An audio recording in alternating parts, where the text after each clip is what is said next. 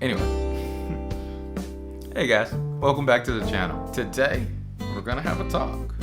We're gonna have a talk about card games. Yay! Card games are kind of my expertise. I've dealt with card games for a lot of years of my life, and you guys will see here that I deal with card games still to this day. Every now and again, you hear me and my friends talk about them quite a bit. These two creators have their specific take on this subject, and here I am to put my not as powerful or influential opinion in on this subject as well. Join us. You place your opinion in the description down below as well. I want to thank you guys at the beginning of every video for all the support and love that you showed to me. Please, if you can, give this video a like. Hit that subscribe button if you haven't already. And down in the description below, show some love to the Patreon. Check out that Patreon. All support helps. Don't feel like you're not doing enough because you're here for me. Thank you guys so much. Get ready in the comments for your opinions and your thoughts because they matter too. Let's hit that video off, okay?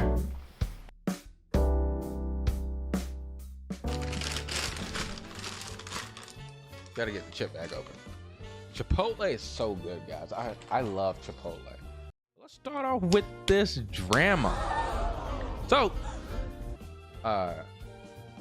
if you know me, a lot of people know me from the card shop days. I worked in a card shop for quite some time as the front counter manager for a pretty big card shop on the East Coast. I was there for quite a few years, maybe 3 years for my total work time there, and the manager part of it was maybe a year and a half.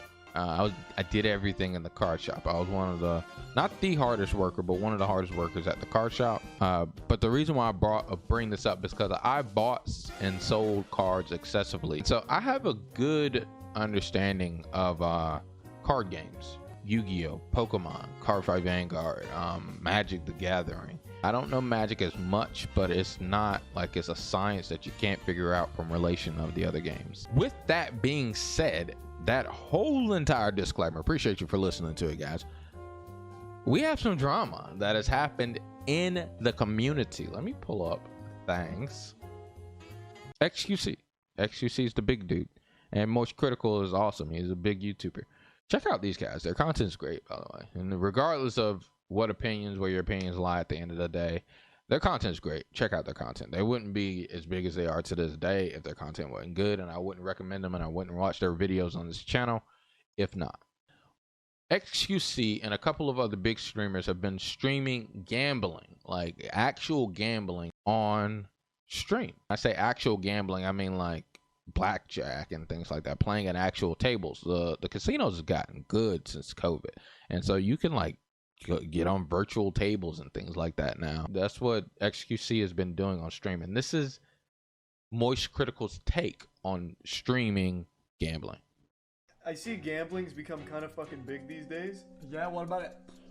That's a little dangerous. I've never had a problem with it, but I see a lot of young people. Not here, not necessarily here, but I was watching. So he was watching book. Okay. And so it seems a bit dangerous, I think. Until you hit book. When you see one of your favorite streamers get like a huge payday, and you're like an impressionable 15, 16-year-old. Wait a minute. Let me think about this. Wait a minute. Isn't that kind of like when we used to open the cards? Like you did on his stream? Where we opened the cards that have a whatever value that is really marketed for children? Wait a minute. And then we screamed when we got a card that was worth 4, 5, 6,000?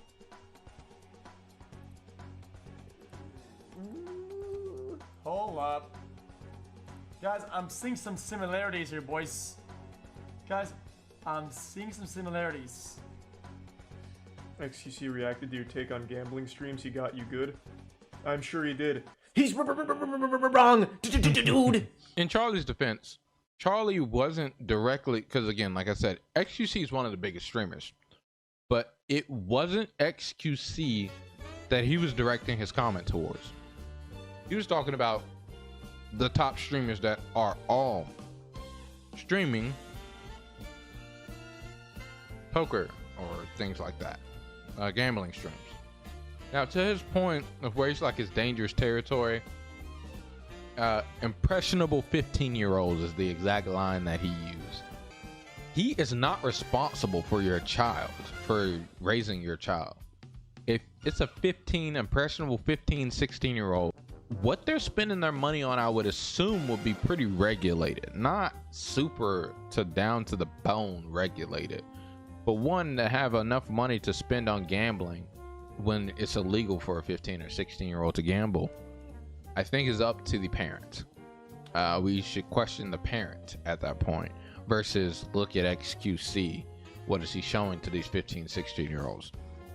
Let's care about what the 15 or 16-year-old is watching and what they're doing from a parenting standpoint versus blaming it on XQC or blaming it on Moist Critical. That's not their responsibility. Their responsibility is delivering good content. That's why they're the great content creators that we know of. So I don't think that Moist should be directing it at those streamers and saying that what they're doing in response to impressionable 15 and 16-year-olds should be a thing.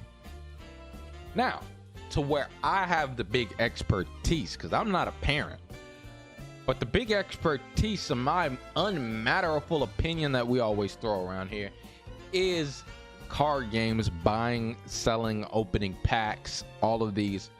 XQC and those who condone XQC's take far stretch. In no way is buying a pack of Pokemon cards truly gambling. You can say that there are gambling pretenses in buying a card pack. I was talking about this earlier and I couldn't remember. So we can argue semantics of gambling and buying a pack of cards, but it is not what it truly in hindsight is. There are a lot of things that come beyond the price and value of that pack of cards. When it comes to gambling, you're directly playing for a outcome of money. You are directly playing for a higher dollar amount. When you open packs, you are not directly opening a pack for a higher dollar amount. You're opening a pack for that awesome card that you want. The thing about it is, funny enough, it does hit the same itch in a lot of cases. That's why you see so many people are hopping on gacha games. That's why you see the trading card games as such a thing. But trading card games, TCGs, in a lot of cases, you see them marketed as CTCGs, which is collectible trading card game, or CCGs, collectible card games. Because the main first and more foremost value of the printer of those card games are to make collectible cards. Collectibles have ridiculous amounts of money at the time, have ridiculous amounts of money because we as the collectors put the value there. But the company always sells at MSRP and never give you any return of a high dollar amount back. So for instance, why I bring that point up is when you're gambling at a table, the casino gives you the value of your chip. They tell you, oh, that chip, that number you just hit, $100,000, dog. Here you go.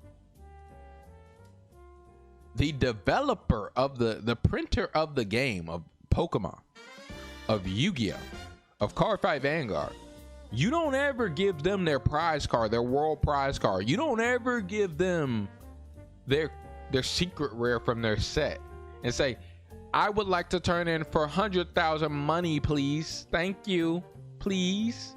I pulled your card from your $100 booster box, $100,000, please. No, you go to someone else who values that card at $100,000 and say, I would like $100,000 for my shiny plastic that I pulled from my $100 box, please. And they say, yes, I have that and would like your shiny plastic so I can collect it myself. You can argue semantics and say it's gambling because you're gambling for that awesome card that you want, giving a chance to it. But if you want to be that much of a stickler, why would you look at me crazy if I'm that much of a stickler and say everyone gambles the moment that they wake up in the morning and turn their car on to drive down the road to go to work? You're gambling your life. But why would I argue that semantic? Because you driving to work isn't gambling. You're not gambling every day you get up to go to work.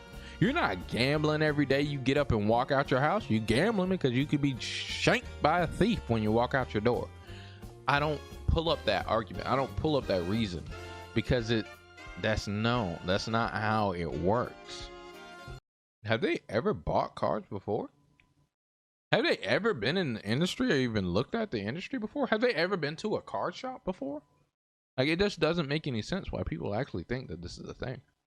But yes, that is the take that I have.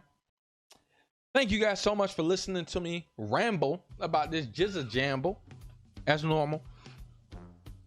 If you're here, hit that sub button. Why not? You know, it's an awesome thing to do. Show the love. Hit the like button. Show some support to the boy. Check out the Patreon down in the description below because the love needs to be shown. We gotta do things. Guys, I want to talk to you about something that I've been thinking about for the past few weeks, and it's probably about to be done pretty soon. I just haven't started just yet, okay? I'm gonna be honest with you, but the thoughts are here, okay?